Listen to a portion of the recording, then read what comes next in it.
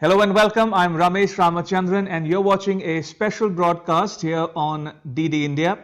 Over the next 30 minutes, we'll decode the Biden-Xi summit for you. What did the US and China hope to achieve from the summit? Was it a success? And were there any takeaways or tangible outcomes from the meeting? And does the US-China talks bode well for India and the world at large? I will pose these and other questions to the guests who will join me momentarily. But first, take a look at this report. U.S. President Joe Biden and Chinese President Xi Jinping saw a reset in relations on Monday, stressing open communication and friendly competition between the two countries as they sat for hours of virtual talks. The virtual summit was aimed at relieving tensions between Beijing and Washington, which have stepped up over trade negotiations, Beijing's expanding nuclear arsenal, and Taiwan. In a statement released after the meeting, the White House said Biden reaffirmed America's commitment to the One China policy, just as Xi warned against crossing the, quote, red line of Taiwan, which Beijing claims as its own. Calling Biden an old friend, Xi stressed the need for mutual respect, while Biden emphasized the importance of working together on global issues like climate change. As I've said before, it seems to me our responsibility as leaders of China and the United States is to ensure that the competition between our countries does not veer into conflict, whether intended or unintended. It seems to me we need to establish some common sense guardrails. The White House said Biden also raised concerns over Beijing's practices in Xinjiang, Tibet, and Hong Kong, as well as its overall record on human rights. Prior to Monday's meeting, Xi and Biden had outlined competing global visions. Biden has called for a free and open Indo-Pacific in the face of what Washington calls increasing Chinese coercion. And Xi, who is up for an unprecedented third term next year, has warned against returning to Cold War-era tensions. Not on Monday's agenda was discussion of the upcoming Beijing Winter Olympics in February, which activists and U.S. lawmakers have urged the Biden administration to boycott. Now, before I bring in my guests on the show, I want to talk a bit about the text, subtext, and context of it all. So let me try and put the Biden-Xi summit in its proper context for you. I'll do so by asking some basic fundamental questions. For instance, to begin with, why did this meeting take place? Here's a Chinese official talking about how it came about, followed by US National Security Advisor Jake Sullivan's take on the summit. Take a listen. 今年以来，习近平主席2次应约同拜登总统通电话，两国元首同意继续通过多种方式保持经常性联系。 There is no substitute for direct leader-to-leader engagement to prevent miscommunication about our goals and motives, our policies, and of course to give direction to our respective governments. Next, what's the context of this meeting? Well, here's Sullivan again with an American perspective. President Biden went into this meeting having spent 10 months in his foreign policy shaping the strategic environment so that he walked into this meeting in an effective position. 10 months of strong steps to invest in ourselves at home and to align with our allies and partners around the world. And finally, what did the two leaders discuss in their summit meeting? This is what a Chinese official said. Take a listen. 各自发展议程与内外政策以及共同关心的国际地区问题 comprehensive and fundamental issues surrounding the bilateral relations as well as each other's development agenda, domestic foreign policy, and issues of mutual interest. For its part, the US raised certain specific issues.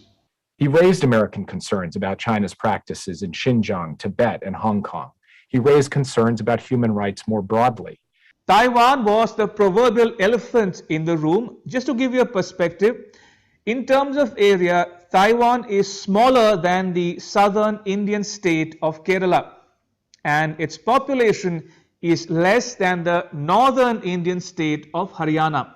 Now, Taiwan is a small island in the Indo-Pacific, but its future is tied to big power politics, one that could potentially have a lasting impact on the course of human history. I say that because Taiwan is in China's crosshairs. Now, here is the nub of the problem. China claims Taiwan as its own territory. It says Taiwan should be taken by force if necessary. Taiwan says it is an independent country and will defend its freedoms and democracy. Now, in recent years, tensions have risen across the Taiwan Strait.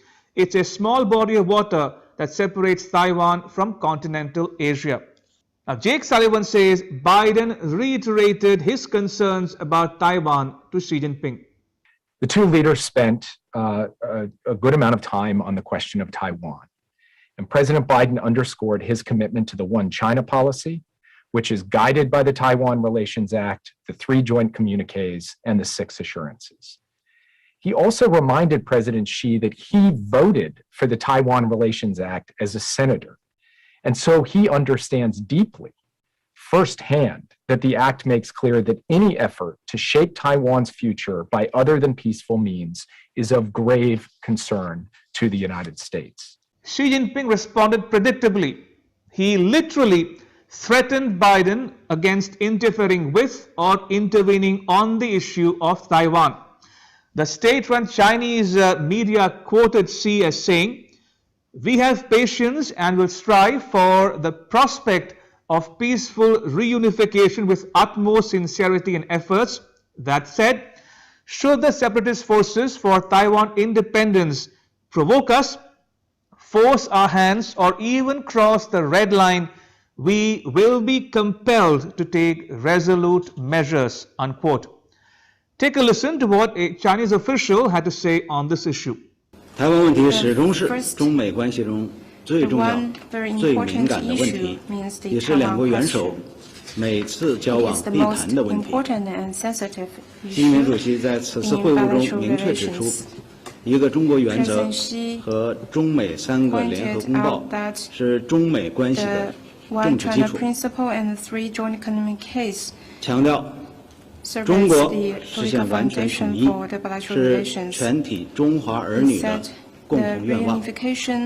我们愿以最大诚意、尽最大努力争取和平统一的前景。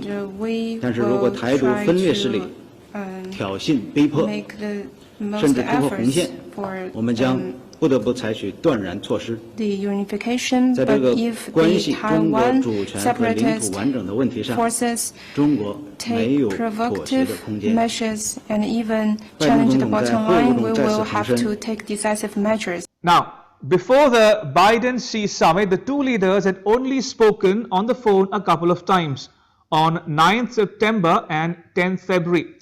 But their national security advisors and foreign ministers met on 18th March in the town of Anchorage in the US state of Alaska. Here's a report. US President Joe Biden spoke with Chinese leader Xi Jinping on the phone for about 90 minutes on Thursday. It's only the second time the two leaders have spoken since Biden took office in January. Both agreed for the need to avoid letting competition between the world's 2 largest economies veer into conflict. A senior US official said the conversation focused on economic issues, climate change, and COVID-19. A White House statement described the discussion as broad and strategic. Chinese state media, for its part, said it was candid and in-depth, adding that President Xi said US policy on China imposed great difficulties on relations between the two. Ties between Washington and Beijing have been at their lowest point in decades. The two sides have been at loggerheads over a range of issues from human rights to climate change and transparency over the origins of the pandemic. The Biden administration has signalled that its recent withdrawal from Afghanistan will give the US the space to focus on more pressing threats stemming from China's rapid rise. Take a look now at another report that talks about President Biden's first conversation with Xi Jinping in February and how much of Biden's China policy is actually a continuation of Donald Trump's handling of issues such as trade. U.S. President Joe Biden spoke with Chinese President Xi Jinping for the first time since coming into office on Wednesday evening. Biden stressed human rights concerns and the importance of a free and open Indo-Pacific. while Xi warned that a confrontation between the two nations would be a disaster. Xi also urged that the two sides should re-establish the means to avoid misjudgments, according to the Chinese Foreign Ministry's account of the call. Biden emphasized what he called Beijing's coercive and unfair practices, including its crackdown in Hong Kong, reported human rights abuses in Xinjiang, and increasingly assertive actions in the region, including toward Taiwan, the White House said in a statement. But Xi maintained a hardline tone on Hong Kong, Xinjiang, and Taiwan, which he said were matters of sovereignty and territorial integrity. It was Xi's first call with a U.S. president since he spoke with former President Donald Trump last March. Since then, relations between the two countries have plunged to their worst level in decades, with Trump blaming China for the global health crisis, launching a trade war, sanctioning Chinese officials and firms perceived to be security threats, and challenging Beijing's territorial claims in the South China Sea. Chinese officials have expressed cautious optimism that bilateral relations will improve under Biden and urged Washington to meet Beijing halfway. But the Biden administration has made clear it will continue to maintain pressure on China, while also pledging a more multilateral approach. A senior Biden official said the administration will look at adding new targeted restrictions on certain sensitive tech exports to China, and there would be no quick moves to lift Trump's tariffs on Chinese imports. Now, Biden went into the meeting with Xi Jinping on the back of signing a $1.2 trillion infrastructure bill into law. It aims to boost road, rail, and digital connectivity across the U.S. It is part of Biden's B3W, or Build Back Better World. Now, the B3W is widely seen as a counter or rival to China's Belt and Road Initiative. At the same time, Xi Jinping came into the talks armed with a party resolution under his belt. It was only the third time after 1945 and 1981 that the Chinese Communist Party did something like this. And it came ahead of a 2022 party congress, which will in all likelihood give Xi Jinping an unprecedented third term in office. President Xi Jinping was hailed a helmsman and people's leader by Communist Party officials on Friday, a show of support for his continuing leadership and a style of language used over 50 years ago during a personality cult of Mao Zedong, who led the party to power in 1949. Following a 4-day closed-door meeting known as the Sixth Plenum, the party passed a historical resolution highlighting its achievements under Xi and amplifying his authority. At the session, the party contemplated its achievements in the century since its founding. Its conclusion that it must rally around Xi more closely, according to a communiqué. The party central committee calls on the entire party, the entire army, and the people of all ethnics of the country to unite more closely around the party central committee, with Comrade Xi Jinping at the core, to fully implement Xi Jinping's thoughts on socialism with Chinese characteristics for a new era. The statement did not mention the darker moments of the party's past. Those include the Great Leap Forward, Mao's ambitious drive to increase grain yields, which began in 1958. It went wrong. Millions of people starved to death. But a party official did mention the campaign to explain why the country must not overreach when trying to solve today's problems of climate change and income inequality. China's GDP per capita is not yet at the level of high-income countries. A yawning wealth gap threatens its economic ascent and the legitimacy of Communist Party rule. President Xi is almost certain to secure an unprecedented third term as party leader next year.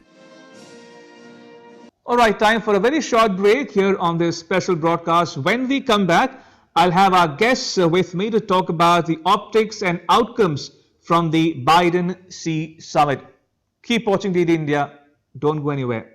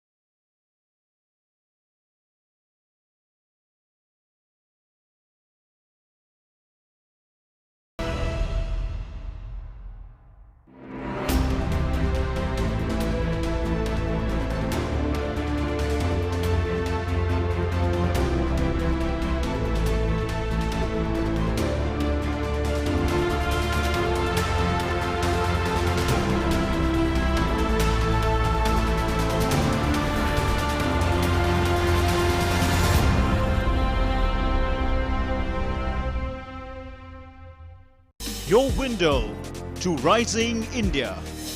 India's voice on global platforms. Latest news from India and around the world. In-depth analysis of global headlines. Watch DD India in your country. Available for downlink in Middle East countries. STTV broadcast is available through the satellite GSAT 17 at 93.5 degrees east. HDTV broadcast is available through the satellite GSAT 10 at 83 degrees east. For technical details, scan here. Switch to DD India now. The changing world of news. Headlines that you wake up to. News that shapes your day. Stories that matter to you. The latest and most accurate updates. A fresh start to a new day. The breakfast news, Monday to Friday, 8 a.m. on DD India.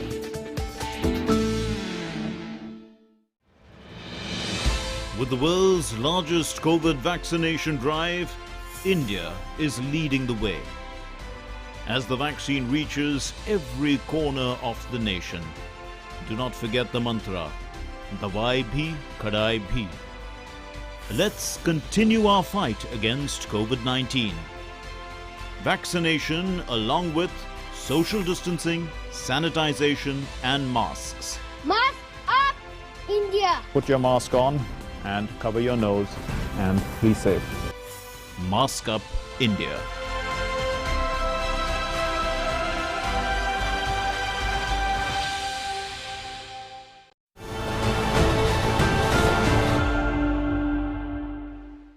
Welcome back. You're watching a special broadcast here on DD India. Ambassador Singh, if I can start with you. Now, some in the US describe China as the most consequential relationship for the US on the planet. But we also know that the US-China relations have seen more downs than ups lately. What did you make of the text, subtext and context of what Biden and Xi spoke about at their virtual summit? I think each is partly playing to their domestic audience and partly trying to make sure that in the international context, they are able to advance their objectives. Now, as far as President Biden is concerned, at one level, it is very unusual that it has taken him almost 11 months to actually schedule a meeting with President Xi. Because normally, if it is the most consequential relationship, they should have met earlier. But they haven't. But there are a lot of difficulties in the relationship, although they've had 2 phone conversations. I think Biden needs to show that he's tough on China, because otherwise the Republicans will criticize him. Because under Trump, especially in the last 2 or 3 years, the US administration had taken a very tough posture in terms of criticizing China, criticizing the Chinese Communist Party, and projecting that the American economy and the American workers suffered because of the unfair trade practices of China. So Biden needs to show that he's tough on China. And the Republicans had earlier tried to project as if Biden was friendly towards President Xi and therefore he may not be so tough.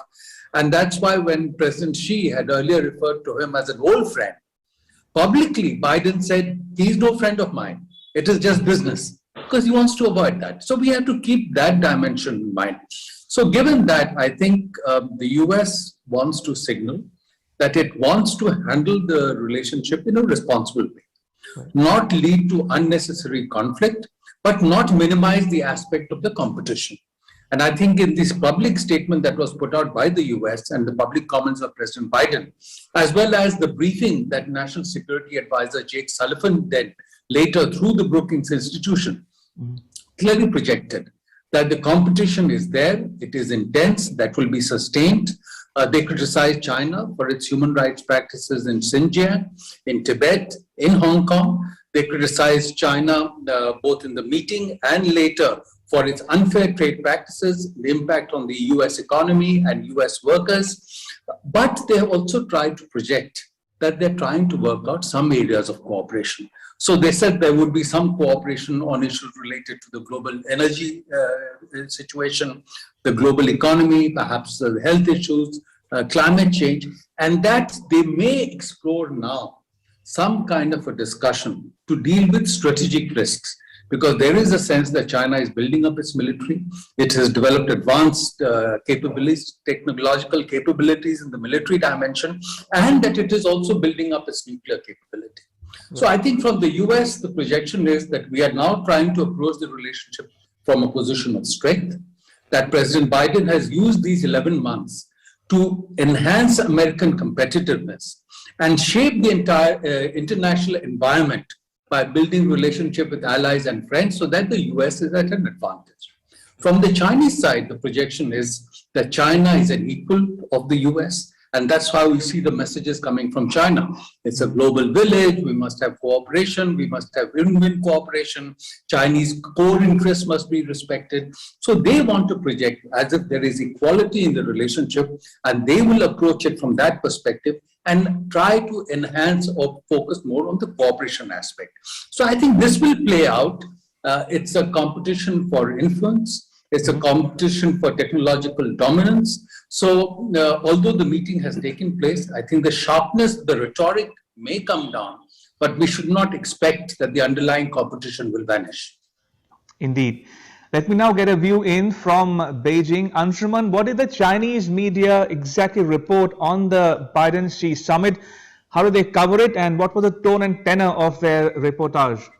Ramesh, so the tone and tenor in Chinese media and from other aspects, either from foreign ministry or from the Chinese experts, the intelligentsia. So it's a sort of, as Ambassador Singh said, that to place China at an equal position at par with the USA, to show that China's time has arrived and it is the other major pole other than the US. And also they try to show that US is also willing to take forward the relations with China, which obviously has enhanced its status, and both are not willing to go into an area of conflict. If you notice the words used by Chinese media, so the use of respect, both the sides need to view each other with respect, and whatever I feel I got from certain sections of society here, everybody is noticing the statements from your side that they are not trying to change the Chinese system. So that also gives us a lot of perspective, like how we should view this meeting. And this becomes more important when it comes immediately after the 6th plenum has adopted a historic resolution to cement the position of President Xi Jinping in the history of the Communist Party. Other than this, if you see, on almost all the issues, both the sides have put their strong words and has tried to counter with their own views. So we can talk about those later. But overall, the perspective is that they are trying to derive a lot of positivity as an honest attempt to at least diffuse the tensions, to lower the tensions, an attempt to avoid the relations getting derailed and getting into a conflict. Right. Dr. Hashmi, coming to you now, Taiwan was an important agenda item for Biden and Xi. Has the Taiwan government or people reacted to it at all? Conversely, what's one to make of the silence in Taipei? I think there is no sense of unease regarding the Biden-Xi summit in Taiwan. In fact, the Ministry of Foreign Affairs was asked about this meeting, and they said that we were briefed beforehand. And in fact, last week only there was this visit by US senators to Taiwan. So that was kept a secret, and it was later revealed that there was a visit by US senators. So I don't think there is any sense of unease among Taiwanese leadership and administration. And in fact, when Biden administration was coming to power, there was this speculation that Taiwan might lose this kind of support that was there under Trump administration. But the Biden administration is continuing with this tradition of bipartisan American support to the national security. And Taiwan has been an important factor in China-US relations, and even during yesterday's summit, Taiwan topped the agenda. And even if we look at the language and approach that has been adopted by the US, I think it has somewhat remained the same. We really don't see any discrepancy with respect to US support and commitment towards Taiwan. And I think it was a very important step that beforehand, Taiwan was briefed about it, and there was this exchange between Blinken and Wang Yi one day before the summit, and then Blinken also tweeted about that, that he expressed his concern about how China is unilaterally changing the status quo, and China should stop that. So we see these kinds of statements from Biden to Blinken to even Sullivan. Every other person from the administration has been talking about it, and I think the approach has remained somewhat similar. Right. All right, time for a very short break. Your window to rising India. India's voice on global platforms. Latest news from India and around the world. In-depth analysis of global headlines. Watch DD India in your country. Available for downlink in Middle East countries. STTV broadcast is available through the satellite GSAT 17 at 93.5 degrees east. HDTV broadcast is available through the satellite GSAT 10 at 83 degrees east. For technical details, scan here. Switch to DD India now.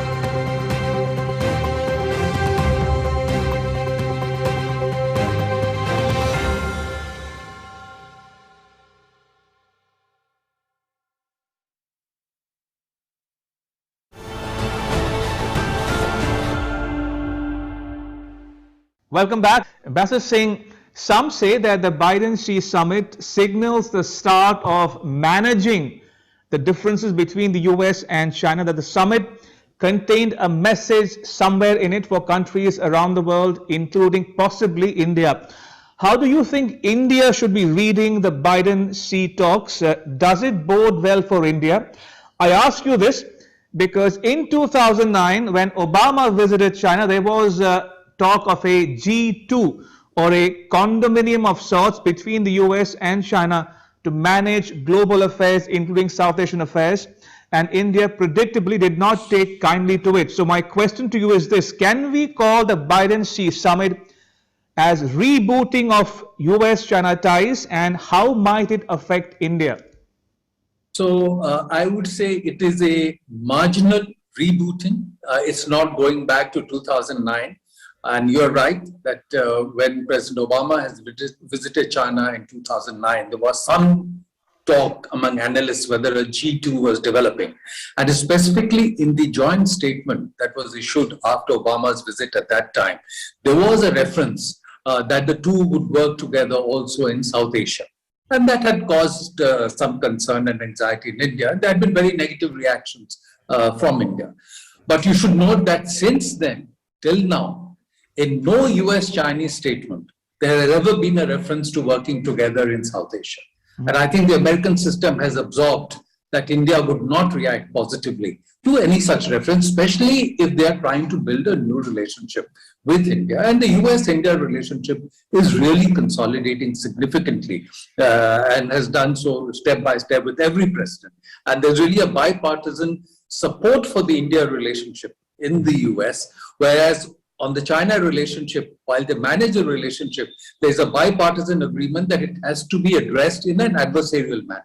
So that's the difference. So I think from the US perspective, clearly there's no question of a G2. They realize that there is competition with China, and they realize, as they have said, that they need to shape the international environment so as to deal more effectively with China.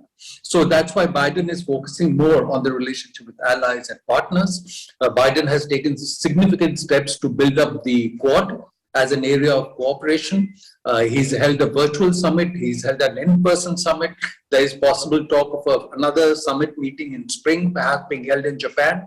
Biden has set up the US, UK, Australia, the AUKUS arrangement for supplying Australia with nuclear propulsion submarines. And even in the briefing done by the US side after the meeting, there's been clear that in the Indo-Pacific, that the US will maintain its commitments that are there in the Indo-Pacific region. So a signal to China that it will not be backing down. So I think from the US perspective, there is no G2. Although they see China as, as they have said, that the main economic, technological, military competitor overall is China, although Russia remains the main military competitor. China, on the other hand, would like to project, because at the moment it is the weaker power, and therefore it wants to project itself as equal of the US. So China would like to project as if it is a G2. And that's why they talk of, win-win cooperation, we should work together. But I don't think US would see it that way. And in fact, if you see in the US statements, there's a clear reference that they would want to work for a free, open, and fair international system. The moment you mention free, China gets very concerned because they see that that is a hit at their authoritarian system. And I just wanted to build on one point that Anshuman made, that clearly, I think in the Biden administration, the signal is that they are not articulating that they want to change the Chinese system.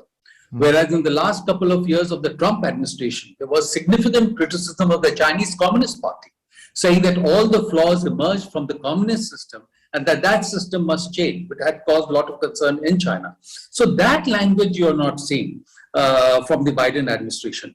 At the same time, the Biden administration has made it clear that they see it as a competition between two systems. And they see the Chinese system as different from their system. And that, for example, when Biden is convening the Summit of Democracies in December, that is also a message that this arrangement they see as something very different from the kind of model of governance that China brings to the table. So we should keep that dimension in mind. Fair enough. Anshuman, let's talk a bit, if you will, about the tangible outcomes from the Biden-Xi summit from a Chinese perspective. How did the Chinese government view the outcomes from those talks? Ramesh, if I tell you about last 2 days, today and yesterday, after the summit. So Chinese foreign ministry response has been very calibrated, and they also are in sort of wait and watch mode.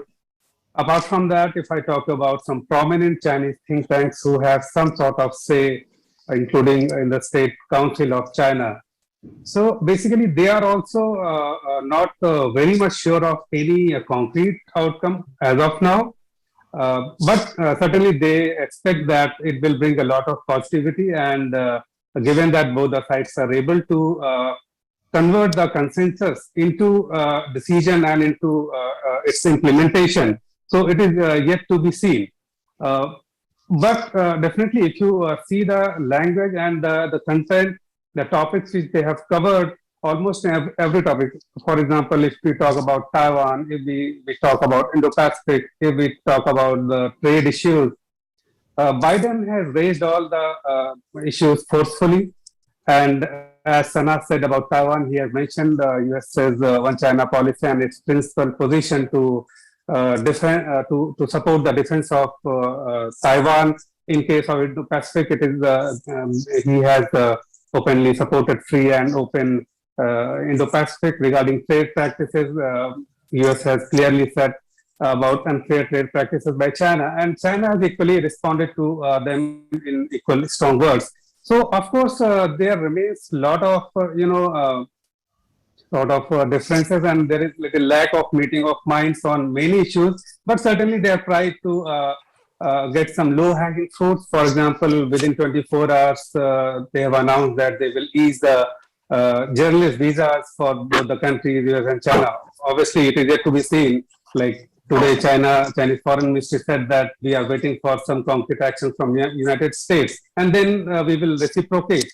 Right. Similarly, on energy security issues, still, I mean, we are yet to see what concrete comes out in this, either in terms of strategic oil reserves or new energy or anything else.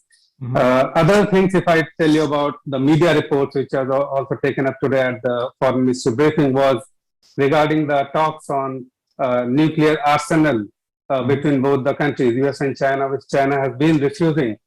And today also it did not try to, it refused to comment on this, while US National Security Advisor has openly said it. So all these things, we are yet to see. So many things are happening, so many dynamics is involved. So let us see, but definitely they are trying to bring some low-hanging fruit. Yep. Indeed. That gives me a perfect segue to my question to you, Dr. Hashmi.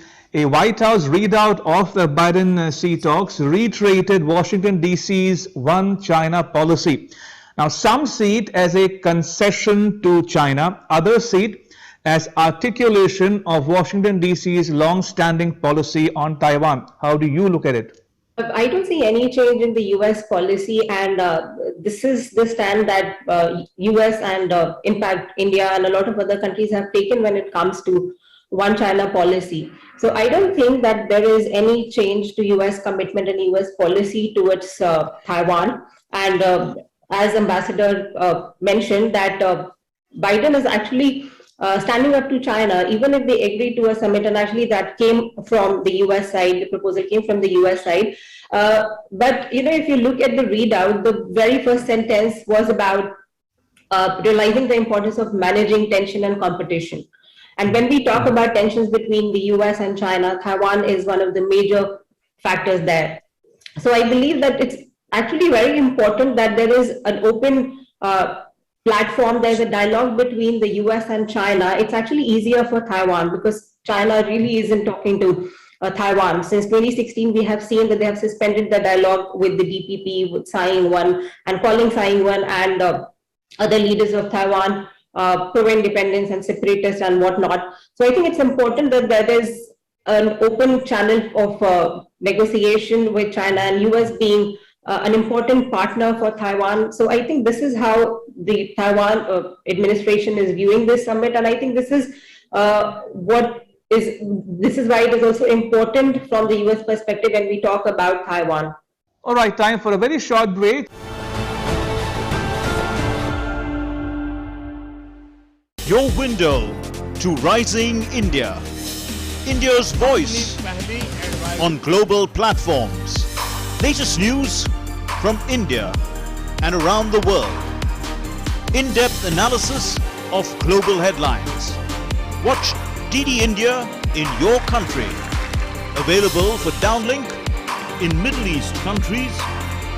STTV broadcast is available through the satellite GSAT 17 at 93.5 degrees east. HDTV broadcast is available through the satellite GSAT-10 at 83 degrees east. For technical details, scan here. Switch to DD India now.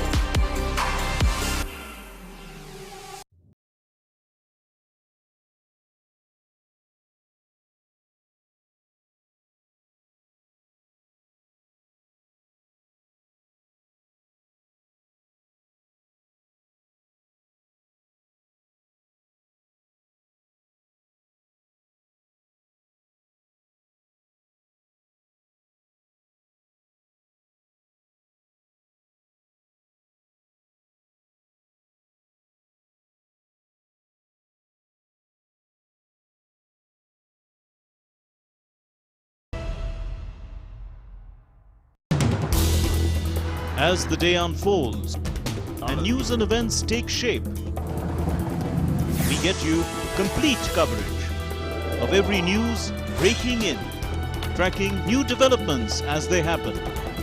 Midday Prime English, Monday to Friday, 2 p.m. on DD India.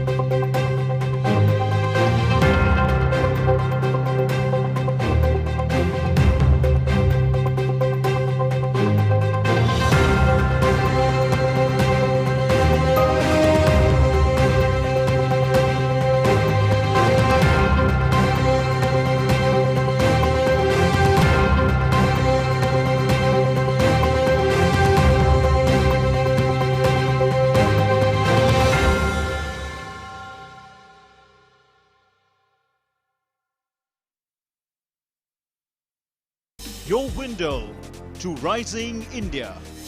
India's voice on global platforms. Latest news from India and around the world. In-depth analysis of global headlines. Watch DD India in your country. Available for downlink in Middle East countries. STTV broadcast is available through the satellite GSAT-17 at 93.5 degrees east. HDTV broadcast is available through the satellite GSAT-10 at 83 degrees east. For technical details, scan here.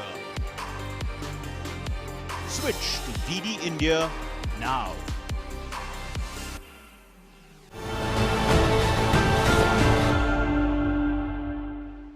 Welcome back. Ambassador Singh, U.S. Foreign Minister Antony Blinken famously described U.S.-China relations as, quote, competitive when it should be, collaborative when it can be, and adversarial when it must be, unquote. Now, we saw the U.S. and China come together on the issue of climate change at COP26 in Glasgow. But what about the other issues such as a nuclear arms race or trade, technology, or even the free, open, and inclusive Indo-Pacific? Even at the joint statement that they brought out at the Glasgow summit, as far as I'm concerned, there was not really very much substantive in that joint statement. It was more aspirational. But I think the very fact that they issued a joint statement was seen as a positive movement, because before that, the Chinese had been taking the position that there couldn't be cooperation on climate change unless the other aspects of the relationship were stabilized. Right. And the American position was that the competition will continue, but let us cooperate where we can. And climate was one dimension. So to that extent, perhaps in anticipation of the Biden-Xi summit, the Chinese agreed to go along with a joint statement. So that was a positive dimension. I think health is certainly an area where there is potential global health situation for cooperation. Although even there, the US has reiterated that the issue of the origin of COVID is something where more transparency is required. So the competitive dimension will remain. I think one area where we are going to see tremendous competition is on technology. And that's where, again, if you see in the Chinese statement, there is a call for the technology restrictions to be removed. And that, for the economy, trade, and technology aspects not to be politicized. But that's because they are indulging in intellectual property theft, forced technology transfer, which the US is now trying to block. So then they want to criticize the US as if we are politicizing it. So I think in that area, there will be tremendous competition because the US sees itself under its own supremacy, under challenge from China in the space domain, in the cyber domain, in some of the military technologies, and they feel they need to push back. So there will be tremendous competition. And I think we can expect that in the Indo-Pacific, issues related to Taiwan, I think there will be continuing challenge between the two countries because while they are managing it in a certain way in terms of the Taiwan Relations Act, One China policy, but within that framework, there is struggle. You may have noticed that Jake Sullivan specifically said that President Biden conveyed to President Xi that as a senator in 1979, he had voted for the Taiwan Relations Act. Therefore, he understands the US commitment to Taiwan's position being sustained and no sort of non-peaceful uses for reunification. So I think those are important aspects. But beyond that, I think the competition in the international context, be it in terms of influence in Europe, in West Asia, in Southeast Asia, the challenges in South China Sea, all that are likely to continue. Anshuman, talk a bit now, if you will, about the recent Chinese Communist Party meeting, which passed a so-called Xi Jinping resolution, only the third of its kind ever in Chinese history, after Mao's in 45 and Deng's in 81. Are we looking at a ruler for life in Xi Jinping? I mean, we are told he might get a third term next year. What did you make of this personality cult surrounding Xi Jinping? Ramesh, this resolution at 6th plenum has been hailed as one of the historic ones, only third in the history of modern China and for Communist Party of China also. And of course, it has fortified President Xi Jinping's position after its leaders Mao Zedong and Deng Xiaoping. Of course, if you look at the language of the communique and the yesterday released full resolution text, and also from the press conferences by the State Council, they have clearly mentioned that now everything is hinging around the personality of President Xi, who is the helpman of China. Of course, before that it was used for Mao Zedong, and now it is President Xi. So once you say that everything hinges around him, and of course he has almost centered all the parts within his seats, be it military or the presidency or the party. So of course, all these things are definitely hinting towards, sort of no resistance to him for next year's party congress, and for him to again gain the leadership of the party. Ramesh. And Dr. Hashmi, how serious is this threat of an all-out war between China and Taiwan? And what might that mean for regional security in the wider Indo-Pacific region, including India for that matter? That's actually not a new development because China has always been aggressive towards Taiwan. But what is new is that the frequency has increased. And specifically from in the first week of October, we saw more than 150 PLA warplanes encroach into Taiwan's ADIZ, and that was the highest in a very long time. So, of course, this is, I'm not saying that there will be a conflict, and I think the chances of China waging a war on Taiwan is bleak. But of course, the threat is there, it's very much there, and countries need to talk about it. And I think this is one of the major reasons why there is deterioration in the relations between the US and China. And I think it's actually a deal breaker for the US when it comes to its relationship with China. And But I feel through this summit, and as I also mentioned before, that the dialogue is very important, and to urging China to maintain their status quo in the Taiwan Strait is very important. And this has been the policy of the Biden administration at least. So I believe that if we talk about China's aggression towards Taiwan and the recent summit, I believe that the two leaders are sitting together, talking and finding a common ground. I think that's a positive development in itself.